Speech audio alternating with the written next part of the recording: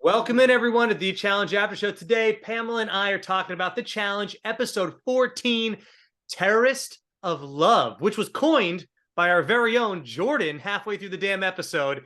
He came up with the episode title, Terrorist of Love. He is just a terrorist of love. She is just a terrorist of love. Who's the terrorist of love? Aren't we all, in a way? Aren't we all terrorists of love? I don't even know what's happening with the title this week.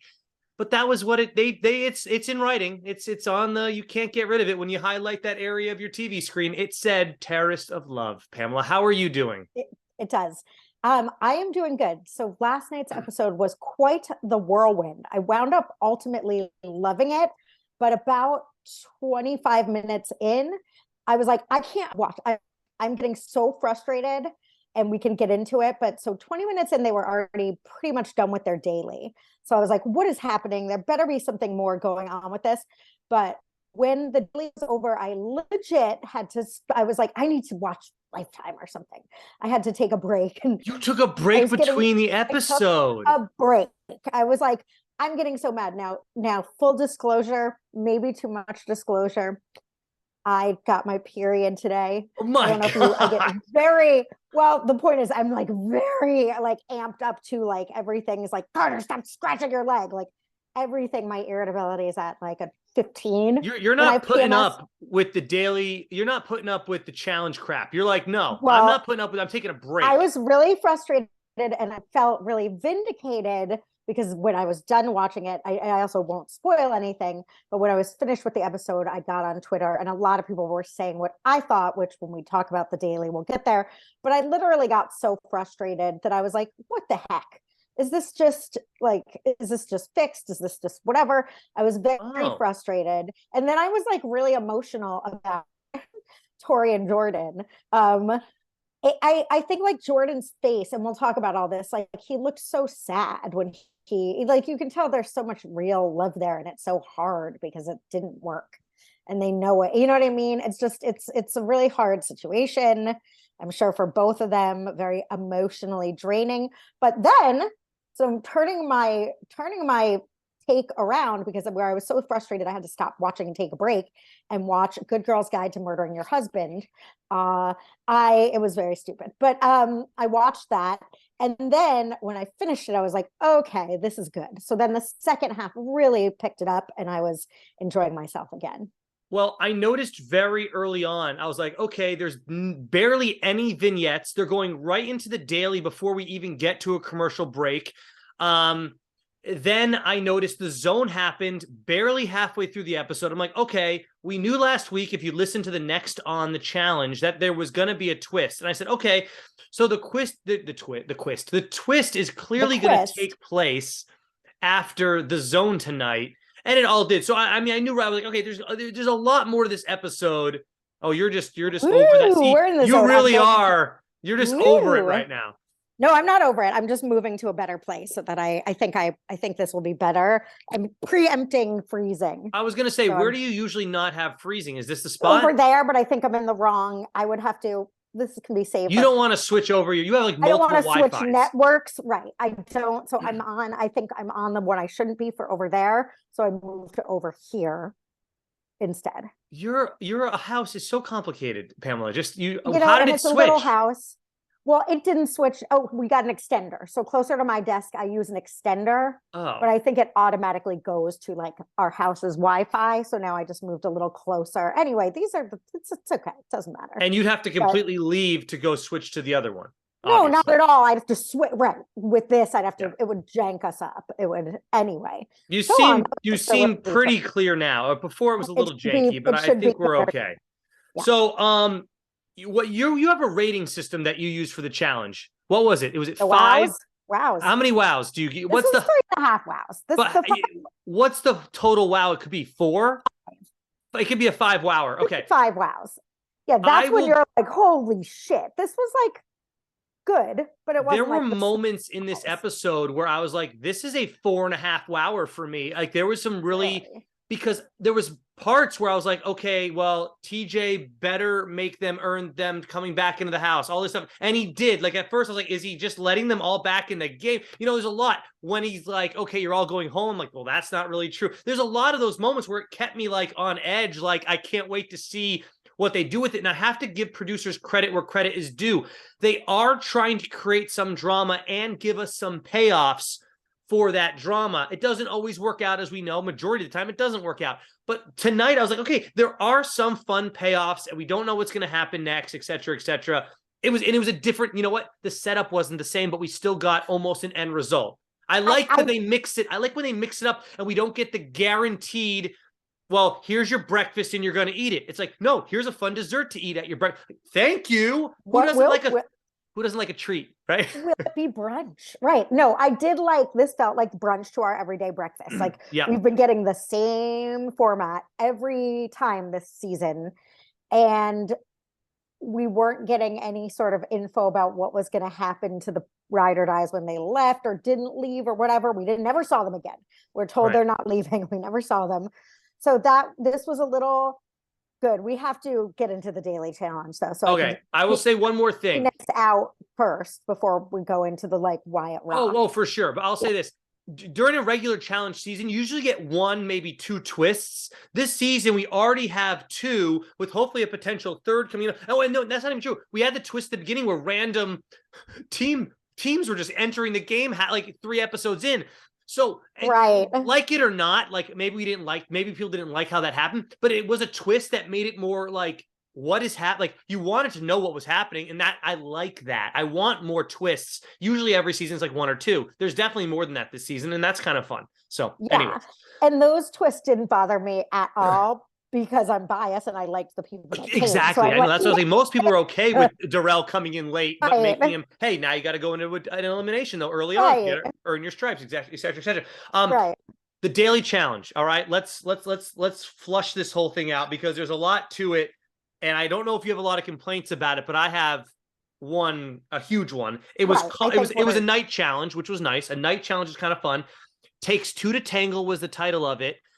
And it wasn't based on your team's overall time. It was just based on the fastest team to do it. And you also had the fun little twist, which never happened, which is a payoff that I was super upset didn't happen. If you didn't complete the challenge in 10 minutes, they yanked you off and you dropped like 20 floors. And I was so excited when they announced this. I was like, oh my God, they're going to fly off this mother. They didn't fly off any mother, actually. They just kind of sat in their mother's womb when they were born. It was very not exciting. No. So what did you think of the challenge? And I'm going to give some thoughts too. Okay. So I think that if you have a team challenge, you cannot have a team win based on an individual score. Correct. So if it was partners, that would all be fine. You were the fastest, you win. If it's a team challenge that is very important, yes, because it's a final elimination, you cannot just have someone not do it and that has 0 consequences for the team they're on. If that's just like, I'm gonna say fucking. That is fucking ridiculous. It is ridiculous. It's not just like, oh, that's a little weird, or someone had to go twice and they were the best. Like, no. Yeah, going twice doesn't bother me at all. Go twice, go 3 times. Going twice doesn't bother me because there's numbers. But you can't say this is a team. This is not a team challenge. This is an individual challenge then. And Fessy's team won because he did or whatever. But it's like, if it's a team challenge and you need to do the cumulative time, someone not participating means to deduct 20 minutes from that cumulative time. And that's the team that wins. You can't have someone not go on a team and that team still wins. That should cancel out the win. I couldn't believe, that's when I had to stop watching. I couldn't believe it. I was waiting. When they said they lost, I was still waiting. When they interrogated the 3 guys, I said they were waiting. When Devin drew safe, that was when I thought TJ was going to be like, you're safe. And guess what, Jordan? So are you, because one member of the other team decided not to participate. So they're going to join me down here in the, I couldn't believe, I was like, really? They're just gonna, this is just gonna happen? Like Chauncey's just going to move on to the finals. Yeah, I wrote down, and I'm so glad you said what you said, because I wrote down the exact same thing. It's like we're like one brain right now just talking. I wrote down the setup of this game is whack. This whole show, this season, it's like whack how they're doing some of these things for these challenges. No repercussions for Chauncey. The dude chickened out of an entire daily challenge, and he's like, "Hey, guess what? You're safe for another week." In the glory days of the challenge, not only does his team lose, but Chauncey automatically goes into an elimination to have to prove himself. What is this new challenge that we're living in, that it doesn't matter if you do something or not, you still get to be on the next day? No, if you don't participate, and I cannot believe TJ is okay. I'm surprised TJ didn't say, production, I'm sorry. Quitters. Here's my NFL red flag. I'm throwing it in the air. No matter, I don't care that this team lost. Chauncey's going down there no matter what. Yeah, sure, he can go against Jordan, Horatio, or Devin. That's fine. But he needs to prove himself in elimination right now, not get skate by till next week. Garbage what happened in that daily today. Garbage. I couldn't watch it anymore. I was like, you got to be kidding me. This has to be a joke. Like, that's how insulted I am by that. This just was like, okay. And that no one, it's like, this is not okay. You can't just have someone DQ and then your team wins for the final thing. Like, it's not like it's early on and we're figuring it out and there's a million people and who cares. This is like the final zone probably for the guys. Like, and I'm sorry, but Aneesa is also skating by this season through multiple challenges now. They didn't make her jump. They didn't make her hang on to that thing on that helicopter, which I don't think she would have been able to do. She literally just jumped from a platform the other week. And now she doesn't have to go walk around out there. And I'm sorry, but I'm not sure she's the most agile and athletic and balance-worthy person to be up 300 feet or whatever the hell they are doing that. So that could have caused her to fall off, therefore more entertainment, and therefore, I mean, wouldn't have hurt her team, obviously, though, because, wasn't an overall score. And well, it should have. And if, again, with the theme being ride or dies, which I like, they play fast and loose with, like, now it's like you're ride or die. But so the ride or die is the theme. So I also thought there should have been a threat from TJ, like, guess what? If you want to quit, your team partner, your ride or die in this is Aneesa or your team, and you're putting them all in jeopardy. Are you sure you're going to do it? Because the cost, some sort of right, and don't tell them what the cost is yet, right? Yeah, it's fun. It could have just been your team automatically loses, or something, but to just have it be like, yeah, I'm not participating, I quit, I don't like heights, and it's like, okay, you guys win and you're safe. It's like, what? Yeah. That is so goes against everything we hold dear in the challenge. It's really BS. For as much as you, me, and even Jenna to some degree complain about the way the challenge is at this point in life, I was on one of the challenge T sites on Instagram, and a question was asked underneath a picture. It might have been even just like the MTV challenge page, which is called The Challenge with the blue check mark. And it said, "Are you enjoying this season of the challenge?" And like I was like, I gotta read the comments on this. And majority, every three bad ones would be something positive, but it was majority bad. And people were just like, I haven't watched it since episode 3. Haven't watched it since Michelle and Jay got eliminated. And then they're like, the setup is whack. How come there's no repercussions for people when they don't compete or lose in a challenge? They just automatically get to go. Like, what is going on? I miss the old days when they actually had to go into elimination. If you didn't complete something, there was you had to compete and win to move on. And I'm like, okay, good. It's not just us. It makes sometimes I feel like, are we the only ones that are just seeing what's going on here? But yes, there's plenty of other people out there that don't have podcasts weekly that just feel this way when they watch it in their house. They have no one to talk to or to vent to after as a platform. They just say that kind of sucked. And most of them who aren't covering are like, I'm just not going to watch this anymore. And you know what? That's not good for the challenge. Like they're trying to get new audiences in. And this is not the way to do it. Make Chauncey have to earn it. He's also a rookie. Like, that's crazy too to me. And I'm sorry, but if Chauncey's up there with his ride or die Amber, I'm pretty sure he tries it at least. With Aneesa, he's like, I don't care. I'm on the better team. I'm probably going to be fine no matter what. And I'm afraid. So there's nothing pushing that envelope for him to actually compete. And yeah. And it's another further slap in the face, because last week he did legitimately try in his elimination when him and Casey won. And we were saying, look, this guy wants to be asked back. He can't just ride on his rest on his laurels and Amber, and he needs to prove to his team and all this stuff, and which just blew up in our faces this week. Basically, long story short, this wasn't a team competition. You can't call this team versus team if it's like the person with the highest. That's the biggest thing to take away from it. But also, like, people, there's the other side of this. Like, well, people are afraid of heights. People are afraid of snakes. People are afraid of swimming in the water. Then don't come on this show. Like, I know you're doing it because you get money. Or have consequences. Or face your fears or have consequences. Like, that's the other thing I look at. Or face the consequences of not facing your fears. You can't just, okay, now I win anyway. Right. Like, well, that's the biggest thing. It's like, look, we can say don't come on the show, and then people will say the argument to that is, well, they want money, they want their fame, they want their 15 minutes, they want whatever. But it's like, okay, well, then face your fears. And if you don't want to do that, you must be punished. And then face your team going, what the hell? How are you not doing this? You're going into the thing. We're all going into the thing. You're putting us in jeopardy. No consequences is just the biggest fail of this episode. So that was ridiculous, frustrating. And I feel like everybody, it's not just like, ooh, we're being mean to the show. That was a really crappy and well thought out. Like, I just don't know if they thought, oh, he'll do it or what, if they decided they had to make it. But it makes you think there's some sort of production thing being rigged, that's just okay, and that team's going to go on to win. It's a wacky setup this year. It's not going to work. I don't think this setup will be the same next year. It doesn't make any logical sense to have that just have been an individual thing. It's like, what?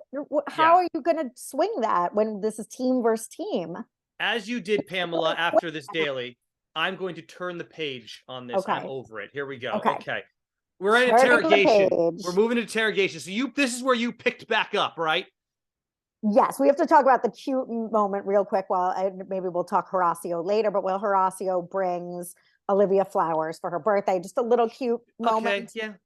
Where they're all hanging out, but it's cute because she's like, that is so on brand for him, which is so sweet. Like, what a nice guy that's on brand for him, that he brought her. And I'm glad you brought it up. I wasn't going to bring it up at all because it's a moot point for me. Where does he get those flowers? How does he go out of the house and buy flowers? Like, it's the same thing when Casey set up the dinner for Nani. I just don't buy this crap. Yeah, they're like, hey, you're right. Unless he went. He probably asked for it. I do think he asked for it. And I think that they get, remember we talked about this, they get to ask for things because we saw it in the challenge documentary, which I thought was really neat. They ask for things every week, I believe, and then production can bring that in like, oh, I want this, I want this, I want this, I want this, and then they'll bring them what they need. If Horatio said in his confessional, hey, this week I'd like flowers because it's Olivia's birthday, then I'm an asshole. I'm sorry. I do think this is what happened. I fully think he did. I'm so sorry, Horatio, because I think he is the silver lining for the rookies this season. He's the only thing that the rookies have going for themselves. People are like, oh, Olivia's great. At doing what? Being on a good team and not having to do anything? I like Olivia. I think she's done a great job. I think it's funny that she's invented the narrative that he cracks under pressure. Oh, God, she did it again tonight. Never see that. Like, she says it every week. And it's like, when did we ever see him? We brought it up last week. And then as soon as I'm watching it this week and she brought it up again, I said, did they just have her say it 10 times over and over and over again in a confessional? Because she cannot still believe that this far into the season. If week 1 she believed it, that's one thing, Pam, whatever, that's great. She just believes that he cracks under pressure. They must have got her to say it 20 times because there's no way she feels this way in episode 14. I don't understand. Like, it's not there. It's garbage. They're recycling old snippets of her talking head moments. It couldn't be less true. And I don't think that she at the end is going, well, he's real bad under pressure, like under his 5th. And then he dominates. He doesn't look back after that. Yeah. He like knocked bananas off a pole. He just beat Jordan at a Jordan thing. Like, it's like, no, I don't know how much he cracks. He, memorized stuff. Like, he's I don't know what he can't do, but he certainly doesn't seem to have a hard time with pressure. We have to put him in a puzzle scenario, possibly, to really see that side of him. He won that. No, the Cody remember and communicate the things. Oh, they did that last week. It was a puzzle. He did. Yeah, maybe. Okay. All right. Let me revise my statement. A puzzle by himself, where he doesn't have that part. But then again, he had to do that all by himself, right? It was individually puzzled. Yeah. You're rarely doing a puzzle by yourself, though, like ever. Especially now that you're back with your ride or die. So in the finals, in theory, you'll be doing everything together, right? With this setup, right? So it's like, I don't know what anyone's talking about. If maybe I'm I mean, unfortunately, I like individual members of teams. I'm trying to think if it's a team where I'm just like, I love both these players. I'm rooting for them. If that was Nelson and Nerissa, as we all know. I don't need to keep talking about that. But like, I'm trying to think, is there a team though, Pam, at this point? Because they're all back together now. Besides, we don't know if Jordan and Nisa, Casey or Kenny are coming back. I assume Casey and Kenny are your number one team right now, right?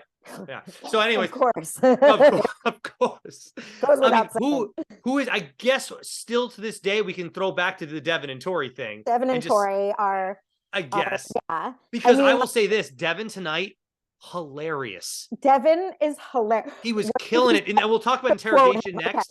His interrogation was phenomenal this night. Like, what do you, yeah.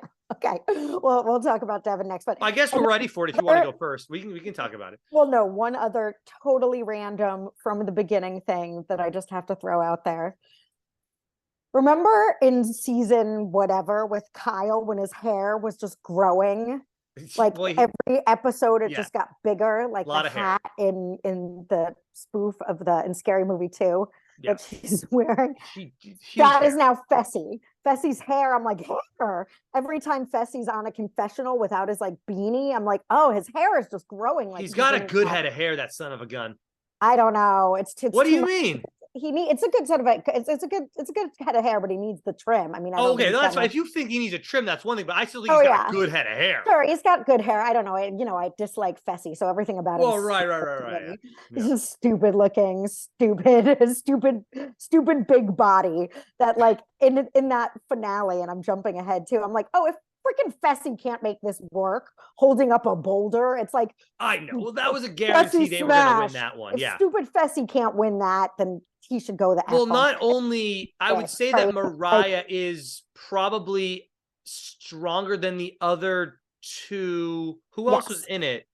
Anissa and Casey and Anissa. And I just think, I mean, Mariah is known for doing legs. I mean, if you look at her Instagram page, it's all legs. This woman's got quads. If we can't do this, and I'm like 50 pounds heavier than ever here, if this isn't for us, we should go home. And I was like, and you know what? I'm sorry, Pamela, but if we want to, I'll just say real quick about that elimination that they did.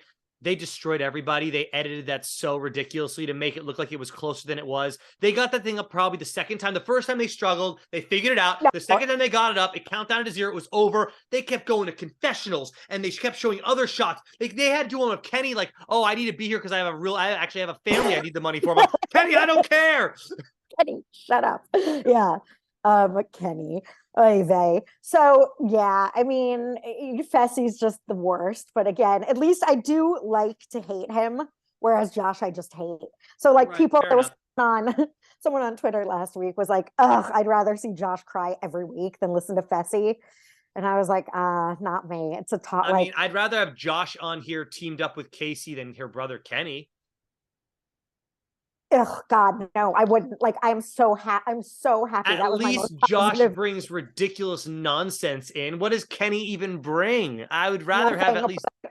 I'd rather make fun of Kenny because he's such nothing than like Josh. I'm just so happy. I don't even want to talk about him. I'm so happy not to have Josh. I mean, you might. I don't know. Josh could come back next season, or he could just be gone forever. I'm not sure. It's one of the two. Well, I'm very enjoying him. Okay, interrogation. I'm actually liking interrogation more and more every week because there's less people they have to interview. The stakes are higher. It's more fun a little bit. I mean, tonight's was great. Devin brought the comedy, Jordan brought the drama, and Horatio was just in there for 2 seconds, so whatever. What do you want to talk about with the interrogation? Because I like Devin, how funny he is. Devin said, what was his line? Did you write it down? Well, his line was basically, put me down there, but I'm going against either a triathlete or a professional soccer player. Yeah, it was a bad attitude. Devin said, I'm either going against a professional athlete or a triathlon with a bad attitude. Devin was great. Devin MVP. He was so funny. He did great with everything he was saying was spot on. He said other funny things too. I didn't write them down, unfortunately. I actually wrote down like almost everything that Jordan said though, because Jordan was saying some stuff in here. I was like, oh my God. I mean, his biggest line was, this is a game of make believe. And he's Right. like, I'm not gonna play into your BS games. I mean, it was so like intense. She Yeah. starts crying. Bananas is looking down at her like Bananas is like, what? Like, oh my God. Like, this is like to mix real life and the challenge, it's such a tricky thing. And it's just so intense with them It right is now. a And tricky I thing. know people are talking like, I'm so sick of the Jordan and Devin drama. I was too, but this brought me back in where I was like, this is kind of interesting. This is I'm something. not sick of it at all. It's the only real drama we've had. It's the only real with me drama that's been involved in this. You know, we don't really care if Kenny goes home. It's like, are you sad? Right. That's not like a real thing that tugs at our heartstrings. This was really hard. It is, and it's funny because I really feel for them both. Like I really like, respect, and feel for both of them. They were, as Jordan said, again, he's like, we were engaged, we were in a serious real relationship, we were going to spend our lives together. That's how real it was. It's not like it was casual. And then he said the thing about make believe, and it's like, it's make believe, but it's for $1 million. So it is a game and a TV show, but there is life-changing money to be had, which would be real, not make believe, which is real, which brings it to a different level. So I understand that he's saying, how can you come to me, this person that there's still very, very intense feelings with, and use our real, out of this make-believe land, love and future potential are gone, question mark, ...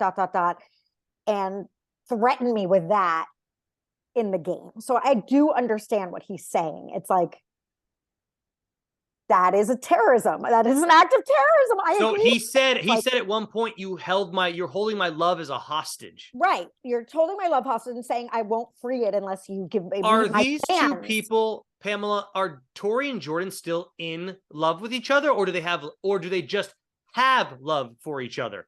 I think it's the murky period. I think it's the saddest period of You're bringing up a lot of period stuff tonight, aren't you?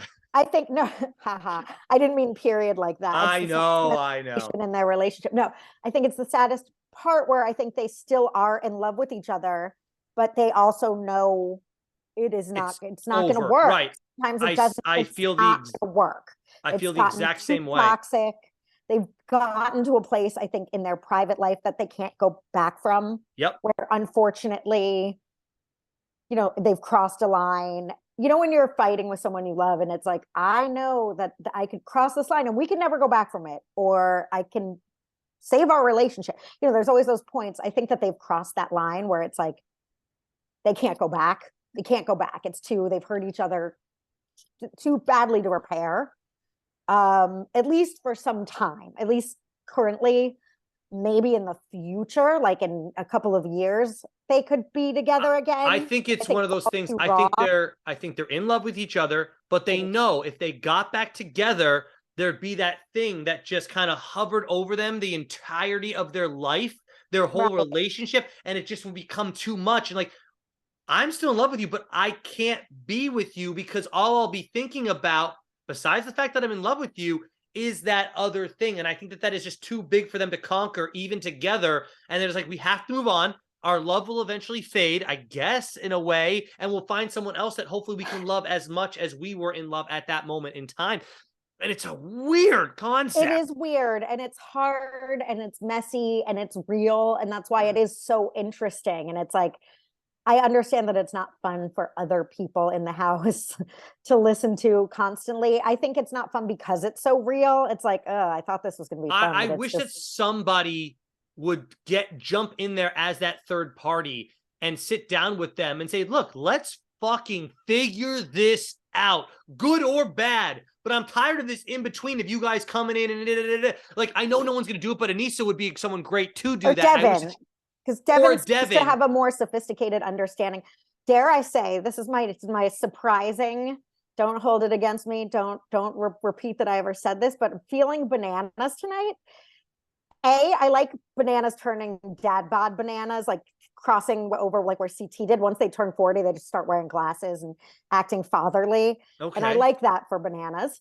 And also he was like, I wouldn't wish that on my enemy, to Tori, which seemed what you're going through, which I was like, well, bananas, you've done worse to people you were friends with. So I don't know what that means coming from you, but I think that just speaks to exactly what you're saying about how sort of painful and intense and messy it is, even though it's a game. It's this very real, very raw relationship facing its end on TV, like Yeah. being confronted with its demise. Like Yeah. right, Unfortunately, with each other, it seems like it's fine. But when you're living in a house, like I used to, sorry, remember when you're younger and I remember even understanding this in high school, when you are like breaking up with someone in high school or you like someone, I'm like, I can't get away. I understand, like in you real go to the life, same, you because have you're still in someone the you same date school.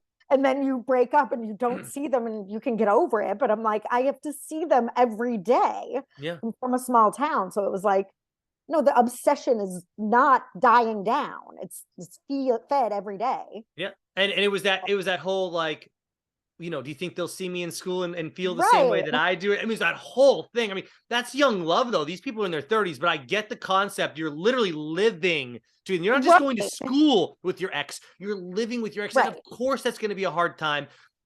The thing with the bananas thing, it felt like Jenna always says about bananas. He says the most cliche lines. Like that was such a cliche line. It felt forced. It felt It was. staged. It felt everything. So I couldn't buy into it as much as you seem to buy into a little bit more. Was. I wanted to believe what he said, but I wish it didn't feel like, okay, camera's ready. We're good. And action. Right.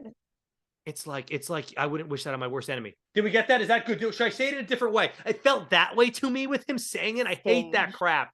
But yeah. I think you are 1,000,000% right. And Bananas has become extremely camera aware. Like even regular moments of competition, I find phony from him. Yeah. It's just he's too camera aware. But my point in that is not that he's so sincere. It's that the other people around feel the heaviness of it. It's not just like, I agree. It's not just petty fighting. It's heavy because there's love there. Like his and face. People would say to people might say to us right now, well, that's none of your business, Dan. You shouldn't intervene in their relationship. Well, I'm sorry, but I'm like, it's a spider web and I'm stuck in this spider web. And if I don't get out, a spider's going to wrap me up and like suffocate me to death and then eat me. So I'm sorry, but I'm going to try to help them at this moment. I'm over this crap. At first, sure, I'll sit on the spider web and hang out. I'll have a day on the $1 million that's not tied up with the love of my life and our problems involves you. So it's like, listen, can you put a pin in this until after the show? Yeah. That's just like it is. But they also have producers like, can you guys go have more conversations because we need it for right. storyline? Like, I don't want to talk to him anymore.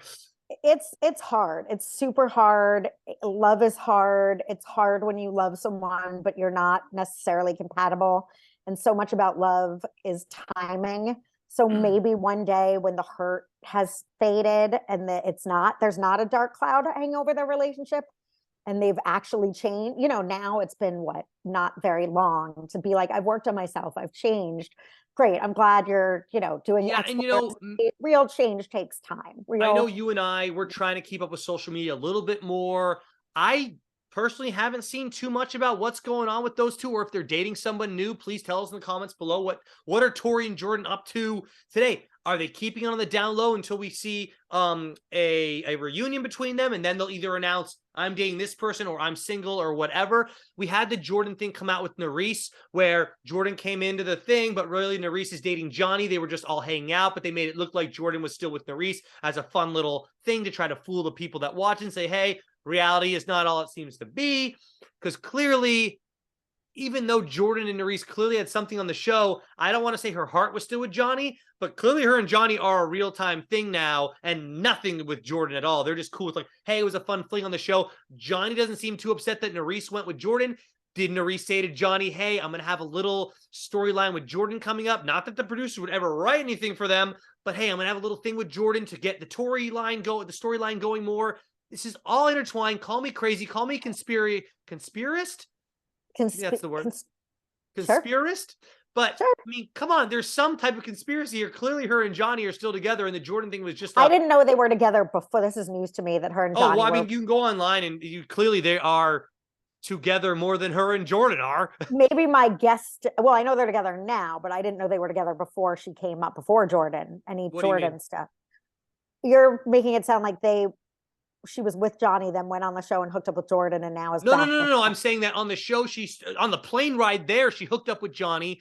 She liked Johnny, but Johnny went home early. Sure. Then she hooked up with, but now she's back with Johnny. I'm saying, was the thing with her and Jordan ever as real as it was, or was it a push storyline to get the Tori storyline more jealous and then create that triangle and then create more storylines for us to get involved with? Yeah, I mean, I think it was just a casual hookup for her on all levels. I don't think. I'm just saying. I wonder. Yeah, like, I don't. Yeah, it's more of a conspiracy than not. But obviously, she's like really with Johnny now. But yeah, no, I don't think Johnny was like mad that they once kissed and then she. Because I'm thinking it wasn't that real, right? That's like Johnny was like, whatever, dude. I mean. Oh yeah, but yeah, that's fair. I mean, again, she's a young like it's real when you're cheating on / not cheating on, but hurting your fiance. Just two single people kissing isn't, I don't think, that big of a deal for. Yeah. All right, let's move on to what I'm gonna coin on the show now as a friendship alert. Bam, bam, friendship alert. Bam, bam, bam. Yay! We find out in episode 14 that apparently Jordan and Horacio are great friends. We haven't seen it once, Pamela, but they're great friends. This whole season, they've been great friends, Pamela, but we just never saw it. And that is our alert, new coin phrase on that's our new segment of the show. Friendship alert. There it is. Friendship alert. And I just like, what the hell? Now, I've seen in social media posts since the show, they are going out a lot. I mean, I don't know if Horatio's just spending more time in LA, or I think Jordan probably still lives in LA area, but they're being seen out and about together. So clearly they do like each other. I just think it's interesting that they let us know in episode 14 that Jordan and Horacio have a relationship at all. I no idea. Had no idea. I love it. I didn't have an idea, but obviously they're functioning well as teammates. I'm super into it. I don't know, maybe they've become closer, but I loved it because, you know, Jordan's not tossing out admiration at people willy-nilly. Correct.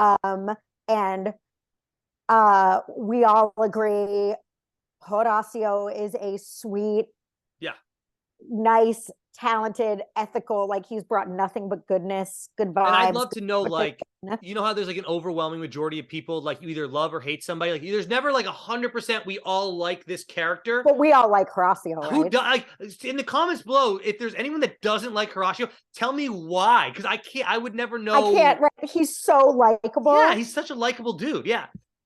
He's so likable, and Jordan doesn't like anyone. Like, I don't think Jordan said something like, I don't have male friends. Like, he said that, I think, on this season, like, I don't have guy friends, really.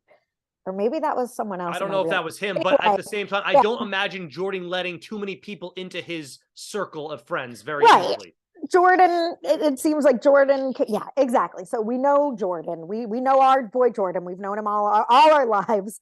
Horacio is new. Horacio is excellent. There's really nothing not to like. He's a great competitor. I super, super love that friendship because it seems like it's really full of mutual respect, which is really sweet to see from Jordan, because I don't think he respects a ton of people all around. I'm sure there's people that he respects their game or their competition or their intelligence or whatever, but he seems to really, him and Horacio seem to have really a nice mutual respect that, I mean, the show didn't leave a lot of room for developing just that sort of random friendship, but I believe it, and I bet it got stronger towards the end. But having said that, well, go ahead.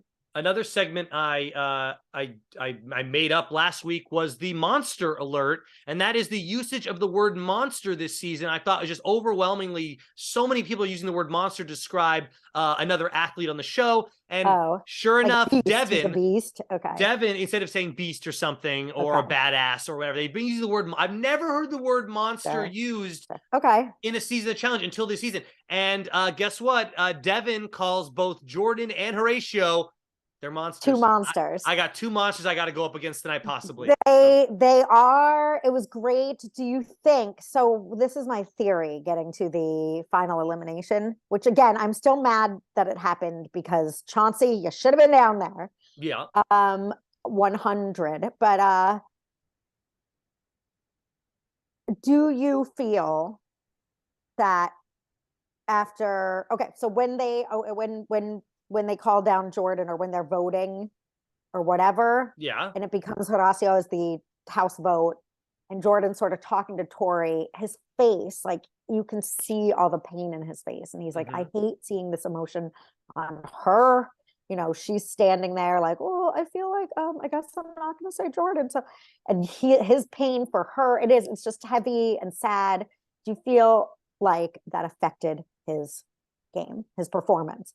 I didn't think about that at all, actually. Wow, Oh, that is, I do, to answer your question, I do not think that it did, but I can okay. see why someone would look at that and say, well, wait, whoa, how did he just went through a very emotional moment with Tori? Now, I think if the roles were reversed and Tori was down there or something, and I guess if Jordan would have, like, I think if Tori said Jordan's name, okay, great, whatever. I think if Jordan said her name and she's down there and now has to go in because of a vote that Jordan gave to her, I would say more so yes. I don't think that Jordan's going to be as affected by an ex saying that. She didn't say his name, but that's what I think is all the more hurtful. It's the hurt is so, it was a more loving, painful moment, not just a vicious fighting moment, which might egg you on. This was just sad. I His think face that, I'm looked sorry, so but I think that sad. Horatio is just, I think Horatio won fair and square, where I think he's just more, I I know think, you believe that too, I know, of but I course. think he's just more equipped to win this game. He's faster than Jordan. He's more built than Jordan is. He's also younger than Jordan is. Like, let's not forget, like, how old is Jordan at this point?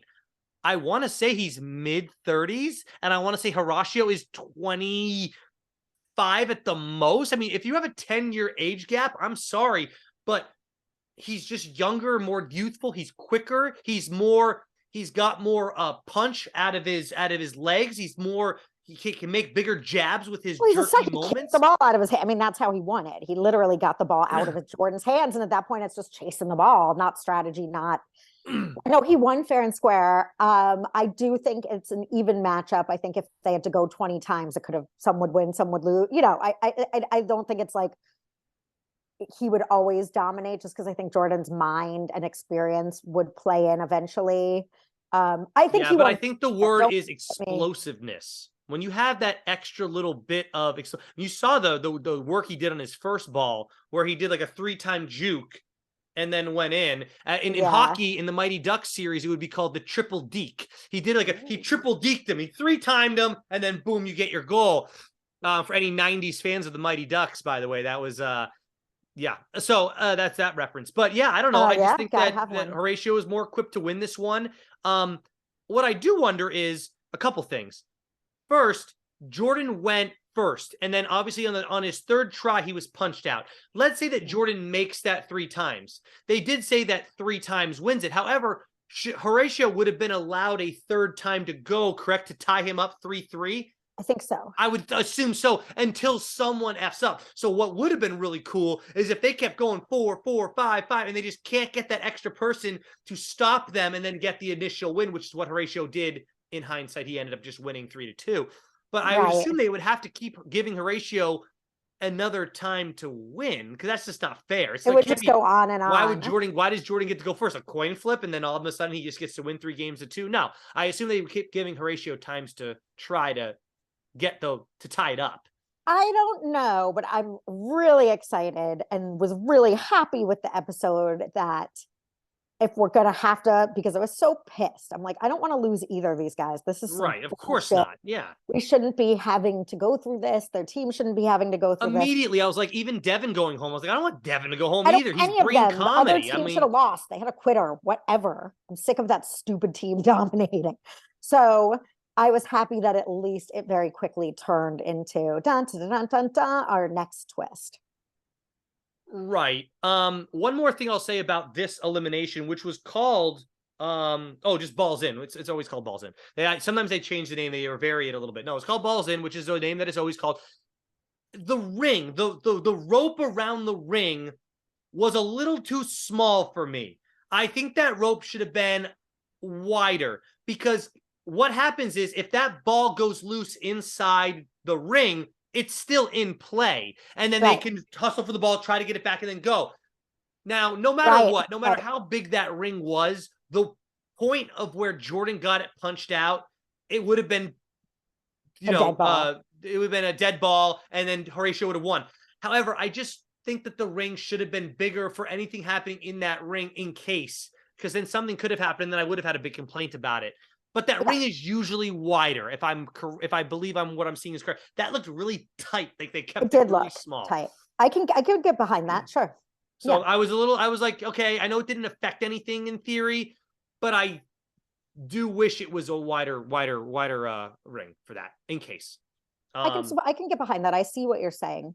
On the other hand, it made it that you had to have a lot more control, which I kind of like to some extent, than just running around where it's a tire each other out game because you're just sort of batting the ball around. I wouldn't have wanted to see that so much. Yeah, and for all that drama of like, I don't want Jordan to be the main vote because I don't want him to go in. He still ended up going in, so all that talk was kind of also like, oh, he still went in.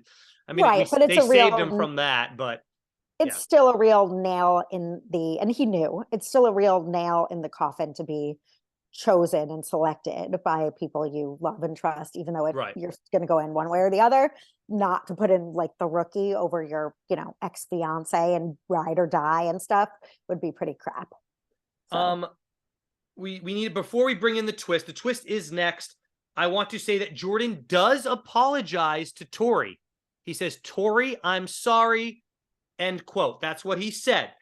So there is that. She starts crying yet again for the second or third time in this episode. She cried in Interrogation.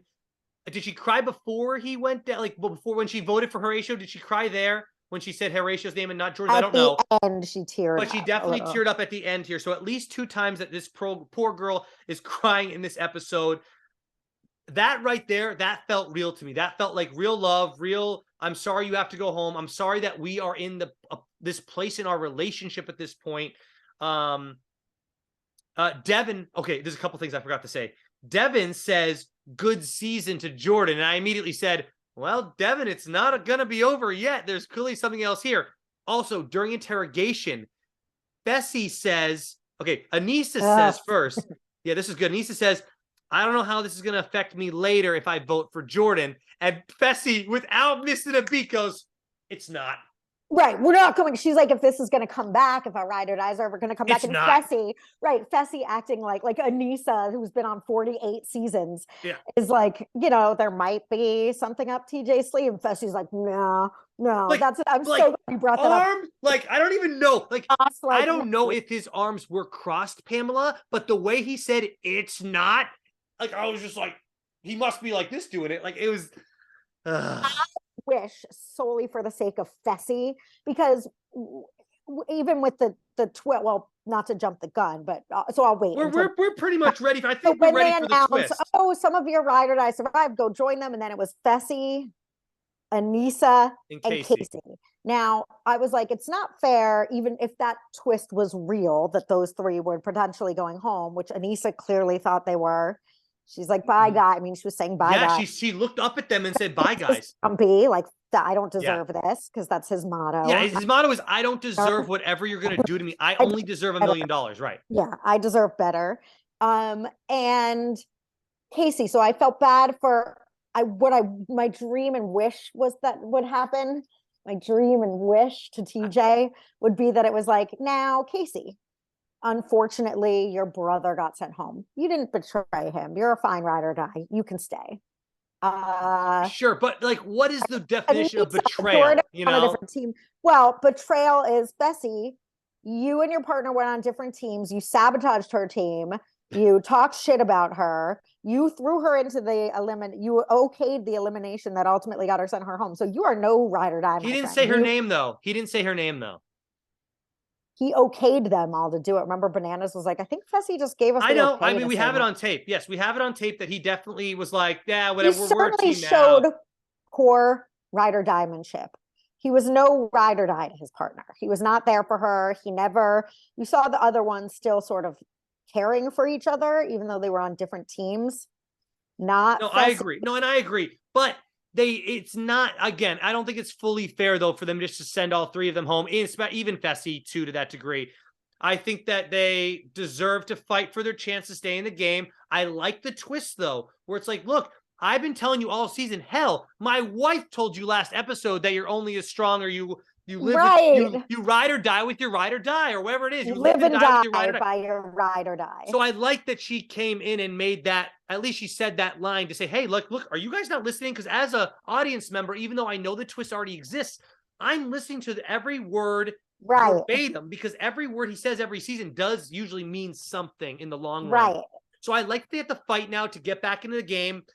I thought that clearly production is doing some things like that rolling game. It's clearly made for Fessy and Mariah to win. Why does Fessy get everything made for Fessy? That's in his, do they want Fessy to win a season and he just keeps not? Like, he is a villain, and there's not a lot of villains this season. Bananas is not even really a villain this season. He's just hooking up with a young chick all season and biding his time and having BS conversations every couple episodes with Nani saying how we're so meant to, we have our moments, but we're still meant to be ride or die. It's like, it's all crap. He's not, oh my God. Really not, he's not leading any storylines this season.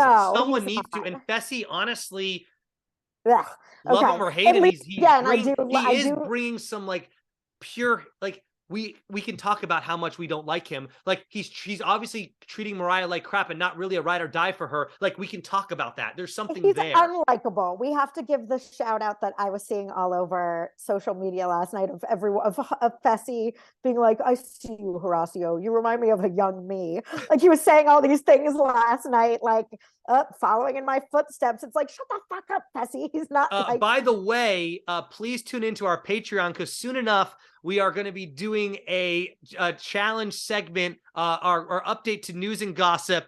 We're going to be covering everything that's happening on the news and gossip side of the challenge, with most of the characters that we're watching this season. Let's do that soon. I would honestly like to do it tomorrow morning. I don't know if you're tomorrow available. Morning. Let's do it. Fine. So I was going to talk to you off air, but yeah, sure. Tomorrow morning we're going to cover and post it on our Patreon. We will do research and do a deep dive into all this social stuff, including Nerys and Johnny, we can't wait. Jordan, Tori. Currently, this is our teaser.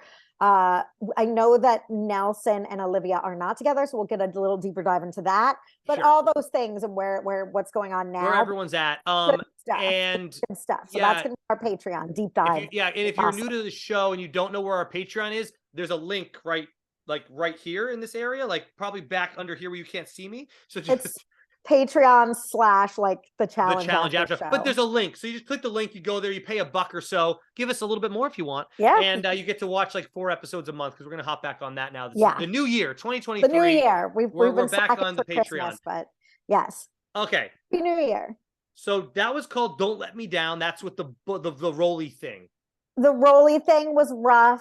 As equally annoyed, because I really like what's her name? Mariah too. Mariah, Olivia, and Horacio. I really like. She is treated like such crap by him, though. Like he's like, oh, I'm so happy you're back. You're like, no, you're not. You're just happy that maybe you have a chance to stay in the effing game. Like, yeah, he's a full-on asshole. But she knows. I think she handles it as well as one. She is doing as well. She knows that she needs him for the $1 million. She's going to put up with it for now. And I'm sure that if we go on social media right now, she's not saying nice things about him. So, no, he's an asshole. But I mean, he really is an asshole. But she's handling it to the best of her ability, and she's good. She's a pretty good competitor. She's another one. Those 3 rookies that are still there, I feel like they did a good job. Are those the only 3 rookies that are left? Is Mariah, Olivia, and Horatio? I think so.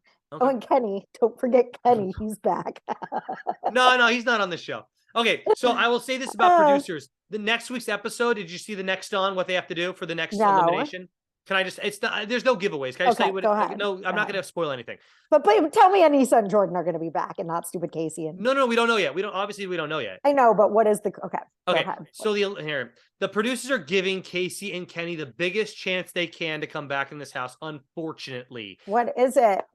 They have to run a rope that they're attached to and tie it and mix it up, and then the other team has to go and it's a jungle gym. So what's going to happen is Anissa going to be as good as climbing up a jungle gym as a small ass Kenny and Casey? This is made for them to be able to stay in this damn game. Strong though too, and pretty smart. So yes, so Jordan is obviously going to be leading the way here. they show a quick little bit of Anissa saying that she can't doing something, and Jordan saying, "Let's go. You can't rest. Let's go." Ah! What's going to happen? I can't take it. I'm right. not happy about it because obviously I need Jordan to stay in this game. But that goes to show you, like, I'm a huge fan of Jordan, but not Anissa. Me too. Jordan, I'm a huge fan of, I'm trying to think of another example on the show. Well, we saw, again, not to listen, friends, challenge lovers. I was with Anissa until the end. Let the girl go to a final and see. Maybe we don't know. Let her go to a final. We got it. We got it. And it didn't happen. And if you don't know what we got it in All Stars 3. We got it in All Stars 3, which is even, one might say, more even keel as you're competing with other 40-year-olds. Right. And however, also, we have to, like, sometimes we admit, like, are the challenges as hard on All Stars 3? Because they're obviously dealing with only 35 and 40-year-olds most of the time.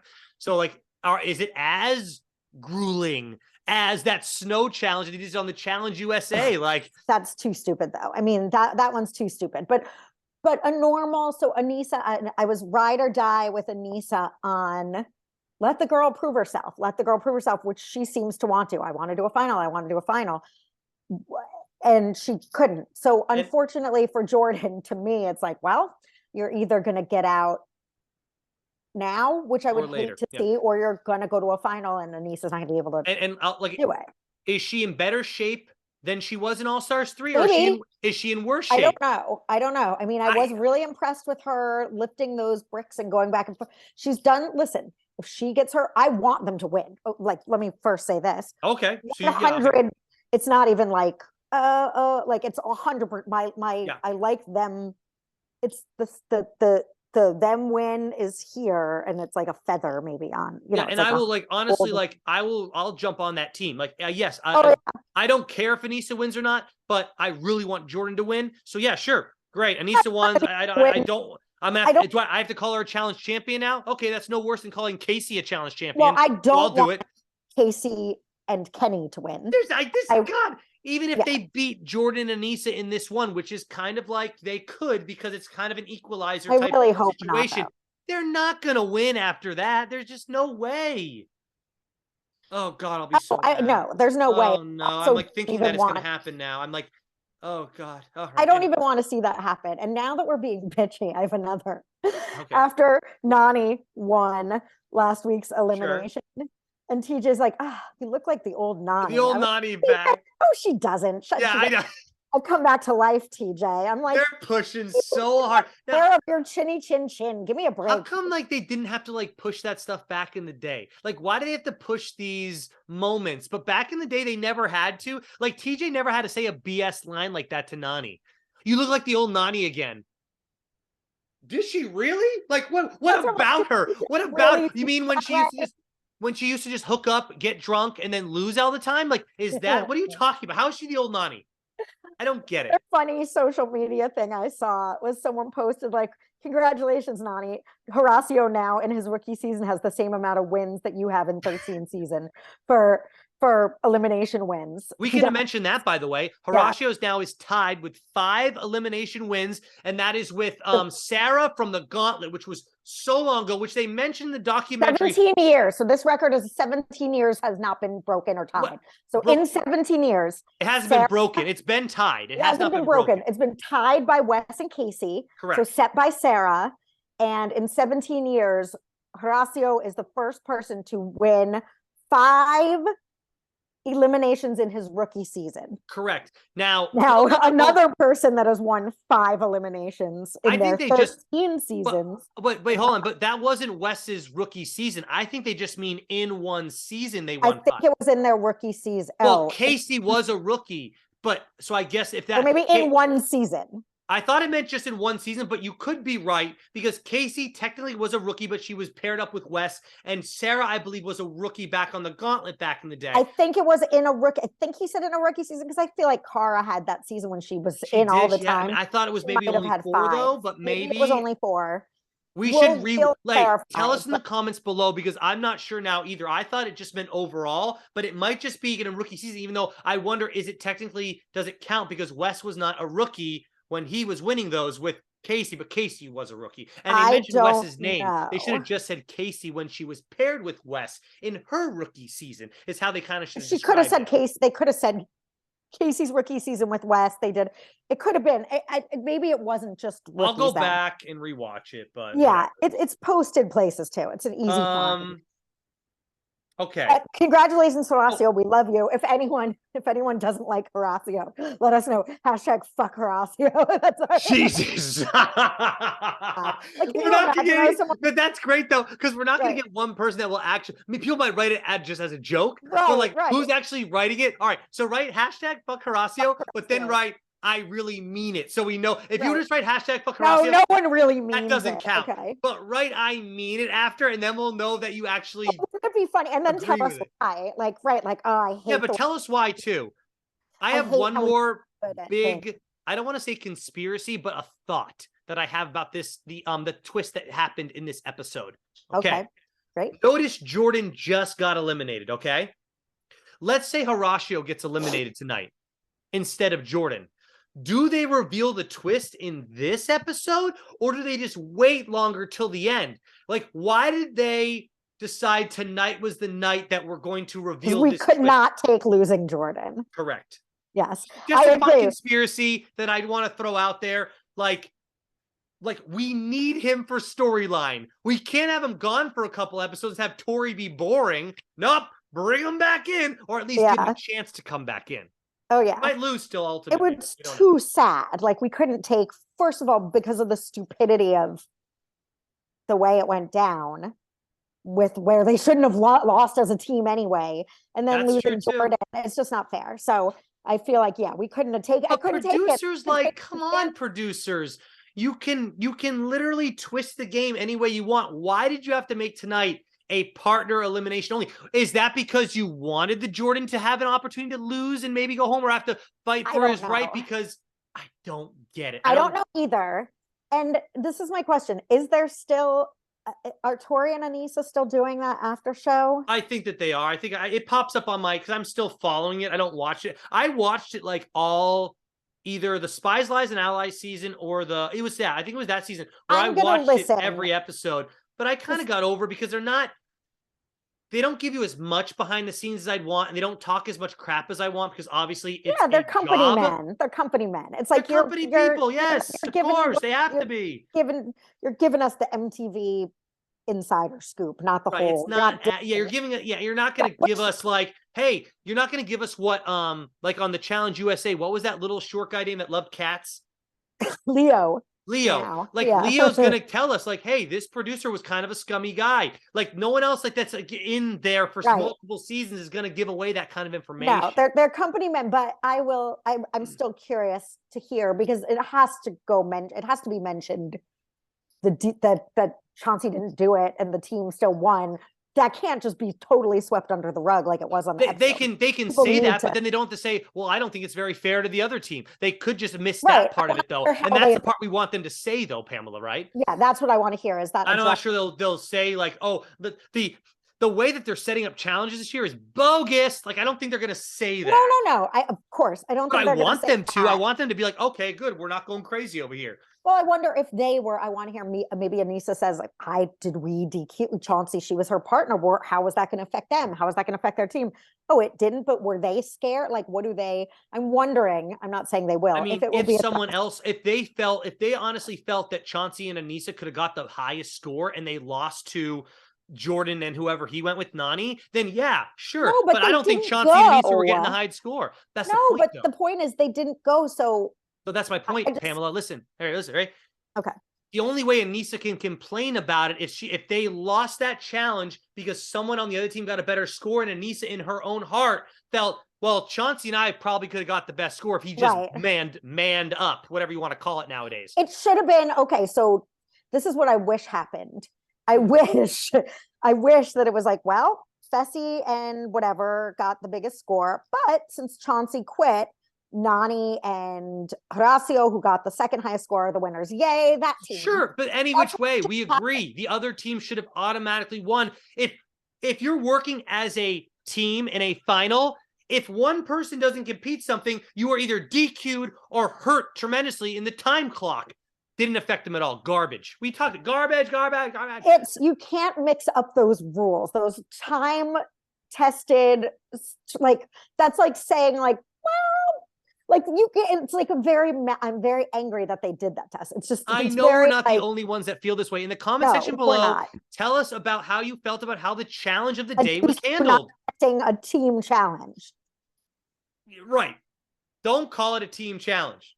Do you guys remember? I think it was the movie like Murder by Numbers or something. It's another 90s for y'all. It's a Sandra Bullock movie. And she's like, the profile doesn't fit the profile.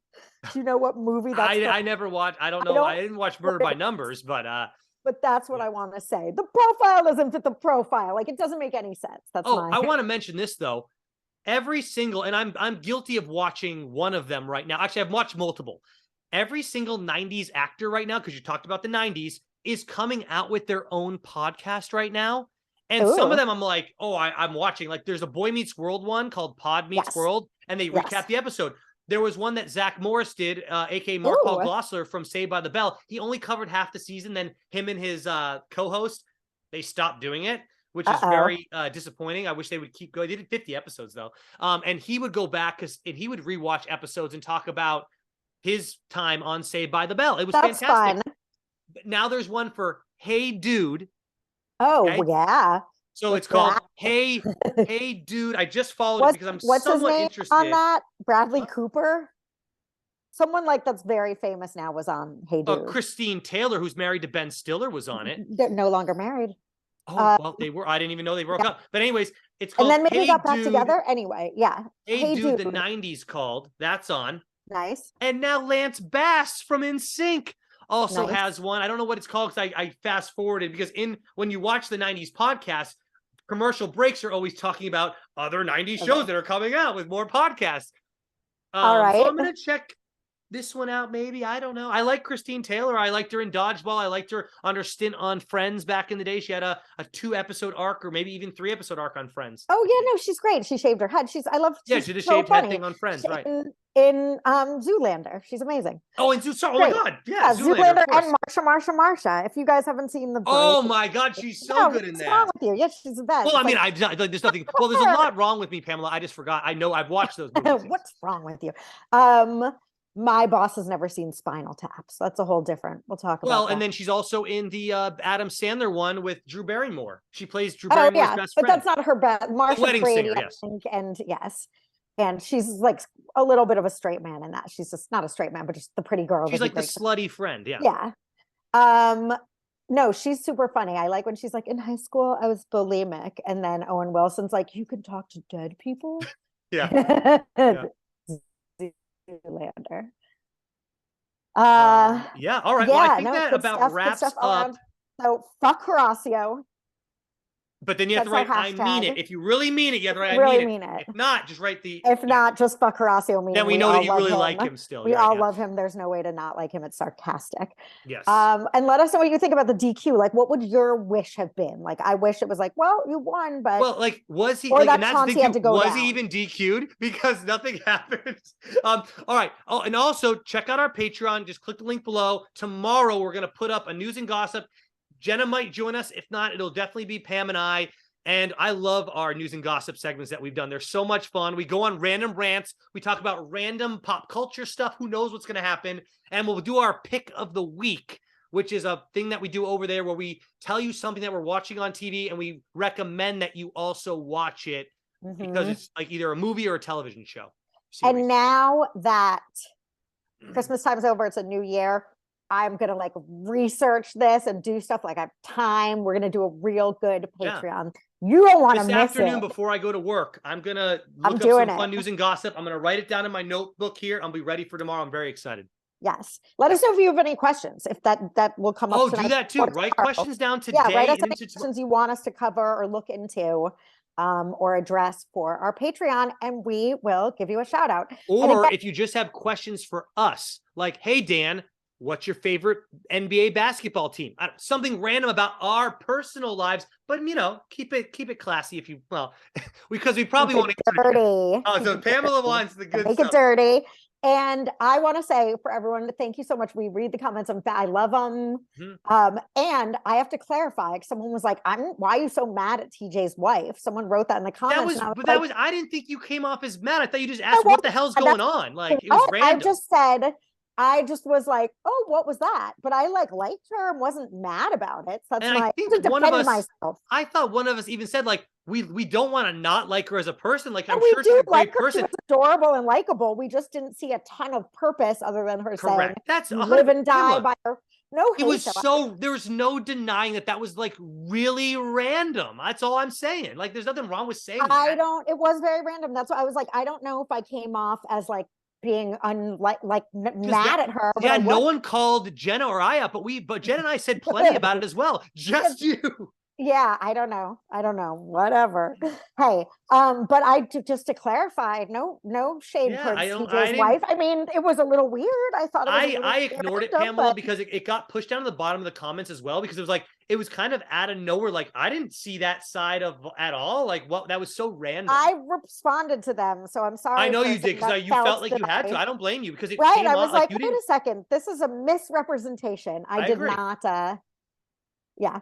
Anyway, you should have wrote back. Can you explain to me how that wasn't super random though? Like, you should. Right. Well, commenter, if you're listening now, please explain why you felt that it was a very deserved cameo by TJ's wife. No, I'm just kidding. Yeah. Now, I'm kidding again. Also, I'm not even mad at being called out for being mad when I wasn't mad. I'm just saying I wasn't. I was just simply a little like, Pamela, we all were. My God, it was ridiculous. All right. Anyways, we'll see y'all next week for episode 15. This wraps up Terrorist of Love, episode 14 of the challenge. Ride or Dies. We are the Challenge After Show. That's Pamela, and I'm Dan, and we'll see you next week. Bye. And tomorrow on Patreon. That's right.